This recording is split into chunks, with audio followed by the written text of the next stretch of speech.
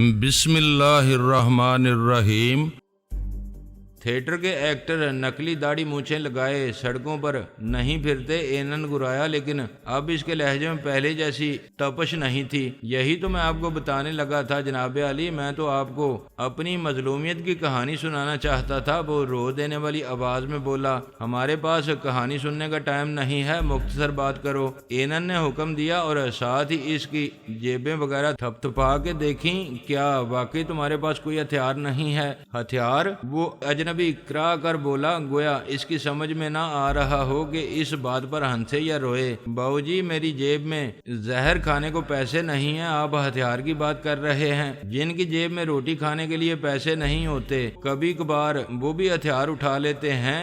اینن بولا، اب اس کے لہجے میں سختی نہیں رہی تھی۔ یہی تو میں آپ کو بتانے لگا تھا جی، ہم جیسے بیکار لوگوں میں اس کا بھی حوصلہ نہیں ہوتا۔ وہ اب گویا کچھ سنبھلتے ہوئے بولا، 5 سال ہو گئے ہیں جی تھیٹر کی فن کی خدمت کرتے ہوئے، ابھی تک 4-6 لائنوں والے رول ملتے ہیں، اور ان کے لیے پھر بعض اوقات میک اپ مین کو ہمارا تو گیٹ اپ کرنے کا بھی وقت نہیں ملتا۔ جس ڈرامے کی کاسٹ ذرا لمبی ہو، اس میں میک اپ مین بڑے آرام سے کہہ دیتا ہے، یار ٹلو بادشاہ، تم تو گھر سے ہی کوئی بھی داڑھی مونچھ لگا کر آ جانا، تمہاری طرف کون سا کسی نے غور سے دیکھنا ہے۔ چنانچہ جناب اکثر ایسا ہی کرنا پڑتا ہے۔ پھر وہ اپنی فومانچو کٹ مونچھ درست کرتے ہوئے بولا، اب آج کل جو آرٹ کونسل میں ڈرامہ چل رہا ہے نا، 6 متوالے، اس کی کاسٹ پوری بارات جتنی لمبی ہے۔ میں اس میں تھانے دار کا رول کر رہا ہوں، 4 لائن کا رول ہے۔ اب ذرا ملاحظہ فرمائیں، یہ داڑھی مونچھیں میں تھانے دار کے رول کے لیے لگا کر جا رہا ہوں۔ تھانے داروں کی ایسی مونچھیں یا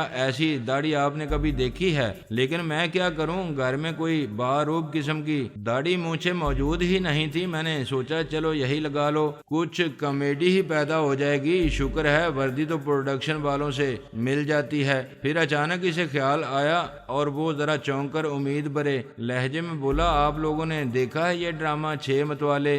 میرا رول ہے تو 4 لائن کا، لیکن بڑی جان ہے اس میں۔ نہیں بچا، ہمارے پاس ڈرامے اور مسخروں کو اچھل کود وغیرہ دیکھنے کے لیے وقت نہیں ہے۔ اینن نے اس کا بازو چھوڑ دیا اور وہ اسے سہلانے لگا۔ اگر آپ پسند فرمائیں اور میرے ساتھ چلیں تو میں 2 پاس آپ کی خدمت میں پیش کر سکتا ہوں۔ مجھے ذرا آپ کی گاڑی میں لفٹ مل جائے گی، ورنہ ابھی مجھے مال تک پیدل جا کر کسی سے لفٹ لینی پڑے گی۔ ابے چل اپنا کام کر۔ اینن نے اسے دھکا دیا۔ واہ میرے مولا، وہ آسمان کی طرف دیکھ کر فریادی سے انداز میں بولا، ہم نے کبھی سوچا بھی نہیں تھا کہ کسی زمانے میں فنکاروں کی یہ بے قدری ہوگی۔ وہ ٹھنڈی سانس لے کر چھڑی لہراتا آگے چل دیا، لیکن دوسرے ہی لمحے پھر پلٹ پڑا۔ معاف کیجئے گا، باتوں باتوں میں سگریٹ ہی بجھ گئی، ذرا پھر زحمت کیجئے گا۔ اس نے بجھی ہوئی سگریٹ دکھائی۔ اینن نے غالباً اسے ڈانٹ کر بھگانے کا ارادہ کیا، لیکن پھر ہونٹ بھینچ کر جیب میں ہاتھ ڈالا۔ میں دیکھ رہا تھا کہ اب وہ سٹیج آرٹسٹ کی طرف سے بالکل بے پرواہ ہو چکا تھا۔ اس کی زیادہ توجہ صرف مجھ پر تھی، لیکن یہ میں بھی نہیں دیکھ سکا کہ کب سٹیج آرٹسٹ کا ہاتھ بجلی کی طرح حرکت میں آیا اور دوسرے ہی لمحے اینن پٹ سے زمین پر پڑا تھا۔ سٹیج آرٹسٹ نے ہاتھ میں پکڑی ہوئی چھڑی اتنی پھرتی سے اس کے سر پر رسید کی تھی کہ میری آنکھیں بھی صحیح طور پر اس حرکت کو نہیں دیکھ سکی تھیں۔ اس حرکت کا رد عمل بھی میرے لیے ناقابل یقین تھا۔ میرے خیال میں اگر اینن کی کھوپڑی پر چھڑی زیادہ زور سے رسید کی جاتی تو چھڑی ٹوٹ جانی چاہیے تھی اور اینن کو زیادہ سے زیادہ کچھ لڑکھڑا جانا چاہیے تھا۔ اس کا یوں پٹ سے گر جانا میرے لیے ناقابل فہم تھا۔ میں تو خود یہ سوچ کر اب اس پر کچا ہاتھ نہیں ڈالتا تھا کہ اس سخت جان مخلوق پر اگر کوئی وار کیا جائے تو وہ پوری طرح کارگر ہونا چاہیے۔ کمال کر دیا تم نے وسیم احمد، میں نے تحسین امیز لہجے میں کہا۔ میں تو سوچ بھی نہیں سکتا تھا کہ تم ایسا نپا تلا وار کر سکتے ہو، اور وہ بھی اینن پر۔ تو آپ نے مجھے پہچان لیا؟ وہ اپنے بہروپ میں مسکراتے ہوئے بولا۔ ہاں، میں نے اپنی حیرت کو چھپاتے ہوئے پرسکون لہجے میں کہا، پہلے تو نہیں پہچانا تھا، لیکن لیکن جب تم آگے روانہ ہوئے تو اپنی اصل چال چلنے لگے۔ میں نے تمہاری چال سے تمہیں پہچانا، لیکن ان چند معمولی سی چیزوں نے واقعی تمہاری صورت یکسر تبدیل کر کے رکھ دی ہے۔ آواز بھی تم نے بڑی عمدگی سے بدل لی تھی، لیکن سب سے زیادہ میں تمہارے نفسیاتی حربے سے متاثر ہوا ہوں۔ تم نے کمال یہ کیا کہ ایسی معمولی چیزوں سے مدد لی جو صاف طور پر نقلی نظر آ جائیں، اور فوراً ہی اس بات کو تسلیم بھی کر لیا۔ کہانی بھی اچھی گڑی اور لہجے میں بھی کمال کا اعتماد تھا۔ اگر تمہارا میک اپ زیادہ عمدہ ہوتا اور تم زیادہ چلاک بننے کی کوشش کرتے تو تمہاری ایک نہ چلتی۔ تم نے اپنی اصل شکل کی طرف توجہ جانے ہی نہیں دی۔ بعض اوقات سادہ ترین طریقہ کار ہی عمدہ ترین طریقہ کار ہوتا ہے۔ معلوم نہیں سر، وہ شرمیلے سے لہجے میں بولا، میں تو زیادہ باریکیوں سے واقف نہیں ہوں۔ میں نے تو اس لیے ان چیزوں کی مدد لی تھی کہ میرے پاس ان کے سوا کچھ تھا ہی نہیں۔ احتیاطاً اپنے ساتھ صرف یہی لیے پھر رہا تھا۔ گاڑی بھی ایک دوست کی لی ہوئی تھی، کیونکہ یہ بندر کا بچہ میری گاڑی پہچاننے لگا تھا۔ اگر میں اس کا تعاقب کرتا تو یہ فوراً کھٹک جاتا۔ کھٹک تو اب بھی گیا تھا، لیکن تم نے اچھا کیا کہ بہت آگے نکل گئے، اس کی نظروں سے اوجھل ہو گئے۔ میں نے کہا، میں نے تو اتنی احتیاط کی کہ واپس بھی اس گاڑی میں نہیں آیا، لفٹ لے کر آیا ہوں اور خاصی دور سے آپ کو دیکھ کر باقی فاصلہ پیدل طے کیا۔ تم ٹپک کہاں سے پڑے؟ میں نے پوچھا۔ جب سے یہ میرے ہاتھ سے آ کر نکل گیا تھا میرا ذہن اسی میں پھنسا ہوا تھا۔ میں تو پاگل سا ہو گیا تھا، شہر میں مارا مارا پھر رہا تھا۔ پتہ نہیں میں نے کتنا پیٹرول پھونک ڈالا، ٹائر گھسا ڈالے۔ بہرحال اتنی سچی طلب اور لگن کے ساتھ انسان کسی کو ڈھونڈ رہا ہو تو وہ مل ضرور جاتا ہے۔ وہ اپنے نظر کے چشمے پر سے وہ تاریک چشمے اتارنے لگا جو اس نے کلپ کے ساتھ لگائے ہوئے تھے۔ پھر اس نے داڑھی مونچھیں اور ہیٹ اتارا۔ یکدم ہی ایسا محسوس ہونے لگا جیسے اس کی جگہ کوئی اور نوجوان آن کھڑا ہوا ہو۔ اب وہ وہی پہلے والا وسیم احمد تھا۔ میں نے اس کی بغل میں دبی ہوئی چھڑی کی طرف اشارہ کرتے ہوئے کہا، یہ جادو کی چھڑی معلوم ہوتی ہے۔ میرے خیال میں تو اینن کے سر پر چھڑی مار کر اسے نہیں لٹایا جا سکتا تھا۔ یہ چھڑی کہاں ہے سر؟ وہ سر کھجاتے ہوئے بولا، یہ تو ٹھوس اسٹیل کی راڈ ہے۔ مجھے تو اینن سے زیادہ واسطہ نہیں پڑا، لیکن جب یہ گودام کا دروازہ توڑ کر بھاگا تھا تو مجھے بھی کچھ اندازہ ہو گیا تھا کہ یہ کیا چیز ہے۔ اسٹیل کی راڈ؟ میں نے دہرایا۔ پھر مجھے احساس ہوا کہ ہونک نظر آنے والے چھریرے جسم کے اس نوجوان کا وار بھی معمولی نہیں تھا۔ میں نے جلدی سے اینن پر جھکتے ہوئے کہا، میں تو تم سے باتوں میں لگ گیا، اس کی طرف توجہ ہی نہیں دی، کہیں دنیا سے گزر ہی نہ گیا ہو۔ اس کی پیشانی سے کچھ خون بہہ کر بھووں اور آنکھوں کے پاس جم گیا تھا۔ چند لمحوں میں ہی خون کا رنگ سیاہ ہو چکا تھا۔ وہ زمین پر ترچھا پڑا تھا۔ میں نے اسے سیدھا کیا۔ اس کا دل دھڑک رہا تھا، نبض بھی ٹھیک ہی چل رہی تھی۔ وسیم اس کی نبض وغیرہ دیکھے بغیر ہی یقین سے بولا، اس کی جگہ کوئی اور ہوتا تو شاید مار چکا ہوتا، لیکن مجھے معلوم ہے اس کی کھوپڑی کی ہڈی صرف معمولی سی چٹکی ہوگی۔ کہیں یہ چوٹ اس کے لیے مہلک ثابت نہ ہو۔ میں اسے لے چلتا ہوں۔ میں نے اسے بازوؤں پر اٹھا لیا۔ وہ مختصر وجود تھا، لیکن مجھے یہی محسوس ہوا جیسے میں نے لوہے کے کسی ٹھوس مجسمے کو اٹھا لیا ہو۔ اسے اٹھانے کا تجربہ ایک بار پہلے بھی ہو چکا تھا، لیکن اس وقت وہ ہوش میں تھا۔ مجھے یوں لگا جیسے اس کا وزن پہلے سے بھی کچھ بڑھ گیا تھا۔ میں نے اسے گاڑی میں ڈالا، گاڑی کو نیچے سے چیک کیا، بونٹ کھول کر دیکھا، کم از کم مجھے کہیں کوئی بم دکھائی نہ دیا۔ میں نے وسیم کو ساتھ بٹھایا اور اللہ کا نام لے کر گاڑی سٹارٹ کی۔ خیریت ہی رہی، کوئی بم وغیرہ نہیں پھٹا۔ میں نے گیئر لگا دیا۔ پل پر پہنچ کر میں نے وسیم سے پوچھا، تمہاری گاڑی کہاں کھڑی ہے؟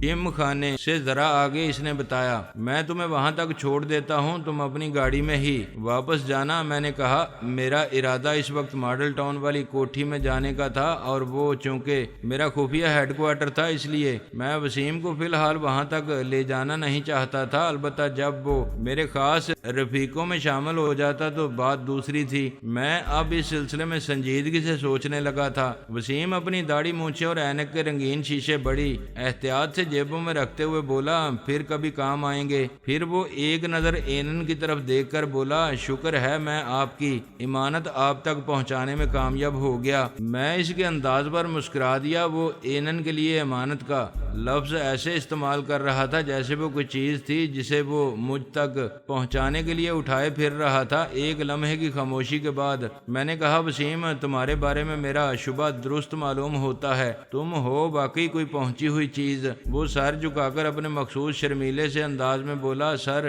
میں تو بس یوں ہی سا آدمی ہوں، سوچتا ہوں آپ کی صحبت اور رہنمائی میسر رہی تو کسی قابل ہو جاؤں گا۔ پالیسی بھی تمہاری اچھی ہے، میں نے سر ہلاتے ہوئے کہا۔ جب کوئی تمہیں احمق قرار دینے کی کوشش کرتا ہے تو تم سادہ لو انسانوں والے انداز میں یہ بتانے کی کوشش کرتے ہو کہ ایسی کوئی بات نہیں ہے، تم تو بڑے عقل مند ہو، اور جب کوئی اس شبے میں مبتلا ہوتا ہے کہ تم بہت ہوشیار، بہت باصلاحیت ہو تو تم شرمیلے انداز میں تردید شروع کر دیتے ہو۔ تم تو بالکل سیدھے اور معصوم ہو، ہر وقت دوسرے کو اپنے بارے میں کنفیوز رکھتے ہو تاکہ کوئی تمہارے بارے میں یہ فیصلہ نہ کر پائے کہ تم در حقیقت کیا چیز ہو۔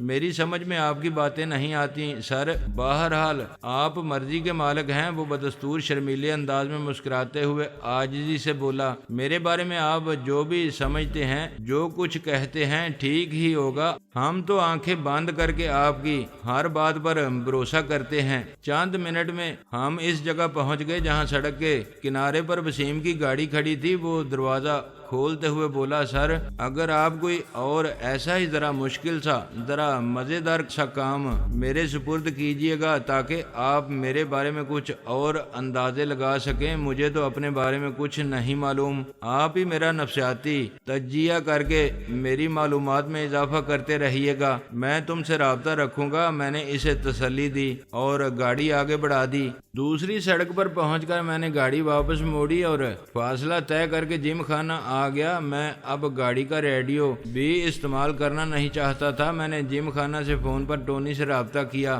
اور اسے فوراً جم خانہ پہنچنے کی ہدایت کی۔ فون کر کے میں واپس پارکنگ لاٹ میں گاڑی میں آ بیٹھا۔ ڈرائیونگ سیٹ پر ہی تھا لیکن میری نظر پچھلی سیٹ پر تھی جہاں میں نے اینن کو لٹایا ہوا تھا۔ وہ ابھی تک بے حس و حرکت تھا۔ اس شیطان سی مخلوق کا کچھ پتہ نہیں تھا کہ کب اٹھ بیٹھے۔ پارکنگ لاٹ میں کہیں کہیں الیکٹرک پولز گلوب لگے ہوئے تھے مگر ان سے ایک آدھ ہی روشن تھا، وہاں ملگجا اندھیرا پھیلا ہوا تھا۔ ٹونی نے وہاں پہنچنے میں دیر نہیں لگائی۔ وہ اپنی گاڑی کچھ دور پارک کر کے میری گاڑی پہچان کر اس طرف آ گیا۔ میں نے گاڑی سے اترتے ہوئے کہا، اپنی گاڑی یہیں لے آؤ۔ پھر میں نے اینن کی طرف اشارہ کرتے ہوئے کہا، اس شخص کو تمہاری گاڑی میں منتقل کرنا ہے اور میں ہی اسے 2 نمبر لے کر جاؤں گا۔ تم میری گاڑی لے جاؤ اور اپنے کسی خاص الیکٹرانک انجینئر سے اسے بڑی باریک بینی سے چیک کراؤ کہ اس میں کوئی مشکوک یا غیر محفوظ آلہ، کسی بھی قسم کا کوئی فالتو الیکٹرانک ڈیوائس کہیں فٹ تو نہیں ہے۔ اس کی ایک ایک تار، ایک ایک پرزہ، ایک ایک نٹ بولٹ، گردی کی ہر چیز بہت ہی تفصیل سے چیک ہونی چاہیے، خواہ اس میں کتنا ہی وقت لگ جائے۔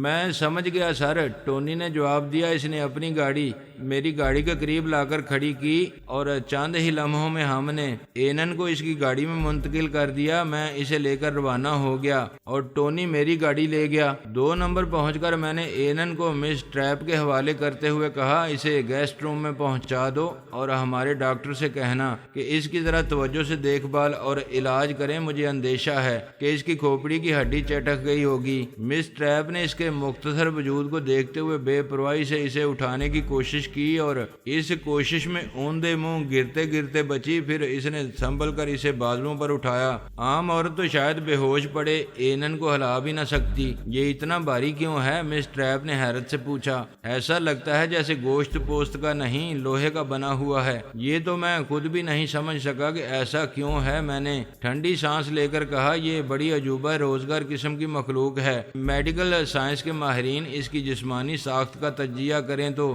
شاید کچھ پتہ چل سکے۔ اسے گیسٹ ہاؤس میں رکھ کر اسی طرح اس کی حفاظت کرنا جیسے یہ کوئی جن ہے اور فرار ہونے کی فکر میں ہے۔ گیسٹ ہاؤس اس طویل و عریض کوٹھی کے تہہ خانے میں واقع چند کمروں پر مشتمل تھا جہاں ان لوگوں کو ٹھہرایا جاتا تھا جنہیں خصوصی تحویل میں رکھنا مقصود ہوتا تھا۔ وہاں سے فرار ہونے میں کامیاب ہونا کسی کے لیے تقریباً ناممکن ہی تھا۔ ہر طرح کے حفاظتی انتظامات موجود تھے۔ اگر کوئی ان حفاظتی انتظامات کے باوجود گیسٹ ہاؤس سے سے فرار ہونے میں اس حد تک کامیاب ہو جاتا کہ کمروں اور راہداریوں سے نکل آتا، تب بھی وہ تہہ خانے سے باہر آنے کا راستہ تلاش نہیں کر سکتا تھا۔ وہ اسٹیل اور کنکریٹ کی بہت بڑی قبر تھی جس میں ہر قسم کی آسائشیں موجود تھیں اور وقت پڑنے پر اذیتوں میں بھی تبدیل ہو سکتی تھیں۔ یہاں قدم قدم پر مختلف میکینزم موجود تھے۔ کچھ فرائض انجام دینے کے لیے وہاں 2-3 افراد بھی موجود رہتے تھے، وہ کمانڈو تھے۔ مس ٹریپ کے تہہ خانے کی طرف جاتے ہی میں وہاں سے لوٹ آیا۔ گھر آ کر میں سونے کے لیے لیٹ گیا۔ لاشعوری طور پر مجھے ایڈم کے فون کا انتظار تھا۔ میرا خیال تھا کہ ان لوگوں کو اینن کی گمشدگی سے آگاہ ہونے میں زیادہ دیر نہیں لگے گی۔ پہلے تو عموماً ریڈ ڈاٹ سے متعلق کسی بھی واقعے کے کچھ دیر بعد ہی ایڈم کا فون آ جاتا تھا، لیکن اس رات بہت دیر تک انتظار کرنے کے باوجود فون نہیں آیا۔ حالانکہ میرا خیال تھا اینن کا میرے ہتھے چڑھ جانا ریڈ ڈاٹ کے لیے کافی اہم واقعہ ہوگا۔ انتظار کرتے کرتے بالآخر میں سو گیا۔ دوسرے روز میں معمول کے مطابق تیار ہو کر آفس گیا۔ آفس میں ہی ٹونی کا فون آیا۔ اس نے بتایا کہ گاڑی کا معائنہ جاری ہے۔ اس میں ابھی تک تو کوئی مشکوک چیز یا الیکٹرانک ڈیوائس نہیں ملا تھا۔ اس کا خیال تھا کہ شام تک معائنہ مکمل ہو جائے گا۔ میں نے گاڑی میں آلٹریشن کرا کے جو چند چیزیں اپنی ضرورت اور آڑے وقتوں کے استعمال کے لیے فٹ کر رکھی تھیں، ان کا بھی معائنہ ہونا تھا۔ آفس میں ہی دوپہر کے قریب مس ٹریپ کا فون آیا۔ اس نے بتایا کہ اینن کو ہوش آ گیا تھا، لیکن اس کی حالت کچھ عجیب سی تھی۔ وہ کچھ بول نہیں رہا تھا، بس خالی خالی نظروں سے ادھر ادھر دیکھ رہا تھا، کسی بات کا جواب نہیں دے رہا تھا۔ ہمارے ڈاکٹر نے بتایا تھا کہ دماغی چوٹ آنے کے بعد اس قسم کی کیفیت غیر متوقع نہیں تھی۔ یہ عارضی بھی ہو سکتی تھی اور مستقل بھی۔ دماغی چوٹ کے بعد بعض لوگ ہمیشہ کے لیے یادداشت کھو بیٹھتے تھے، جسے بنیاد بنا کر ہمارے ہاں نہ جانے کتنی فلموں کی کہانیاں لکھی گئی تھیں۔ ڈاکٹر نے اسے مزید دوائیں وغیرہ دے کر سلا دیا تھا۔ میں نے دل ہی دل میں دعا کی کہ اس کی یادداشت مستقل طور پر غائب نہ ہو، کہیں میری ساری تگ و دو اور بے چارے وسیم کی محنت ضائع ہی چلی جائے۔ اس روز بھی ایڈم کا فون نہیں آیا۔ شام کو میں گھر چلا گیا۔ لباس تبدیل کرنے کے بعد میں ڈائننگ روم میں بیٹھا کافی پی رہا تھا کہ ملازم نے ایک بڑا سا ڈبل وزٹنگ کارڈ لا کر دیا۔ کارڈ ملک ریاض راہی کا تھا، جس کی چاروں سائیڈز چھپی ہوئی تھیں۔ اس کے نام کے ساتھ اس کی پارٹی میں اس کا عہدہ اور نہ جانے کس کس انجمن میں اس کے کتنے عہدے درج تھے۔ کارڈ طارق خان میرے پاس بھجوایا تھا۔ ابھی میں اسے الٹ پلٹ کر دیکھ ہی رہا تھا کہ انٹرکام کا بزر بجا۔ گیٹ ہاؤس سے طارق خان ہی بول رہا تھا، سر، یہ آدمی جس کا میں نے کارڈ بھجوایا ہے ایک چھوٹے موٹے جلوس کی سی شکل میں آیا ہے۔ ایک لینڈ کروزر اور ایک مرسیڈیز آدمیوں سے بھری ہوئی ہے۔ کل 10 آدمی ہیں، جن میں سے 4 تو شکلوں سے ہی ڈاکو لگ رہے ہیں۔ ان کے پاس 7mm کی رائفلیں بھی ہیں۔ ملک ریاض راہی کا کہنا ہے کہ وہ آپ کا دوست ہے اور آپ کو کسی تقریب کی دعوت دینے آیا ہے۔ انہیں ڈرائنگ روم میں بھیج دو، میں نے ہنس کر کہا۔ ایک ملاقات میں ہی اسے دوستی کا دعویٰ ہو گیا ہے۔ جہاں تک زیادہ آدمی اور اسلحے کا تعلق ہے تو بعض ملاقاتوں کے لیے جانے کا ان لوگوں کا یہی اسٹائل ہوتا ہے۔ ان کا اسلحہ گیٹ پر ہی رکھوانا ہے؟ طارق خان نے پوچھا۔ نہیں، برا منا جائیں گے، آنے دو، بس ویسے ہی ذرا الرٹ رہنا، میں نے کہا۔ میں نے حال میں آ کر کھڑکی کے شیشے سے باہر دیکھا۔ طارق خان نے گیٹ ہاؤس میں بیٹھے بیٹھے بٹن دبا دیا تھا اور گیٹ کھل رہا تھا۔ گیٹ پورا کھل چکا تو ایک بڑی لینڈ کروزر اور نیلی مرسیڈیز آگے پیچھے ڈرائیو وے میں داخل ہوئی۔ میرا ایک ملازم برآمدے میں ان کے استقبال کے لیے موجود تھا۔ وہ انہیں ڈرائنگ روم میں لے گیا۔ کافی ختم کر کے میں بھی ڈرائنگ روم میں پہنچا۔ طویل و عریض ڈرائنگ روم میں بڑی رونق اور گہما گہمی سی دکھائی دینے لگی تھی۔ صوفوں پر وہ لوگ خوب چوڑے ہو کر بیٹھے تھے، بلکہ بعض تو تقریباً لیٹے ہوئے تھے۔ سگریٹوں اور سگار کے دھوئیں سے کمرہ بھر گیا تھا۔ ذرا سی دیر میں ہی کرسٹل کی بڑی بڑی فرانسیسی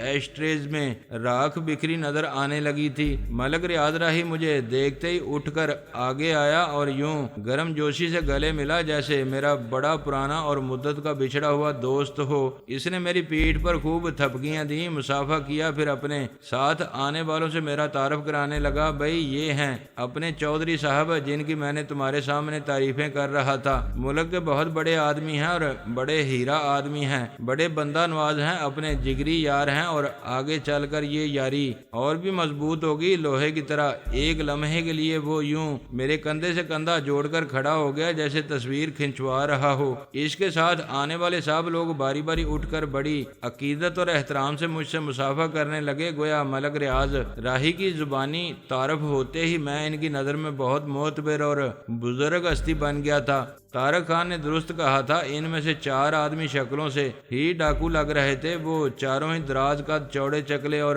سانبلے تھے۔ ان کے چہروں پر خشونت، کرختگی اور کھردرا پن تھا جسے وہ اس وقت مہذبانہ مسکراہٹوں میں چھپانے کی کوشش کر رہے تھے۔ ان کی آنکھوں میں درندگی اور سرخی تھی، ان کے ہاتھ بھی کھردرے اور فولادی تھے۔ انہوں نے اپنی رائفلیں صوفوں کے ساتھ ٹکا دی تھیں۔ وہ ڈھیلی ڈالی شلوار قمیضوں میں تھے۔ یہ اندازہ لگانا مشکل نہیں تھا کہ گولیوں کی پیٹیاں ان کی قمیضوں کے نیچے ان کے جسموں سے لپٹی ہوئی تھیں۔ چاروں ہی الجھی سی گھنی داڑھیوں والے تھے۔ پکی عمر کا ایک شخص ان کا سردار معلوم ہوتا تھا۔ ان کی ٹولی میں وہ سب سے نمایاں شخصیت کا مالک تھا۔ اس کے چہرے پر کھردرا پن اور سفاکی دوسروں سے زیادہ تھی۔ ان میں سے 2 مختصر پگڑیاں بھی باندھے ہوئے تھے، باقی 2 ننگے سر تھے۔ ان کے بال لمبے تھے۔ سردار نے مجھ سے مصافحہ کرنے کے بعد دونوں ہاتھ جوڑ کر بھی مجھے سلام کیا۔ سلام مینڈا سائیں۔ اس کی آواز کسی کھو میں گرانے والے بھیڑیے سے مشابہ تھی۔ وعلیکم السلام، میں نے بغور اس کی طرف دیکھتے ہوئے کہا۔ چودھری صاحب، آپ نے اس شیر جوان کو پہچانا نہیں؟ ملک ریاض نے اس کی طرف اشارہ کرتے ہوئے مجھ سے پوچھا۔ انداز کچھ ایسا ہی تھا جیسے میں ملک کی کسی انتہائی مشہور و معروف ہستی کو پہچاننے سے قاصر رہا ہوں۔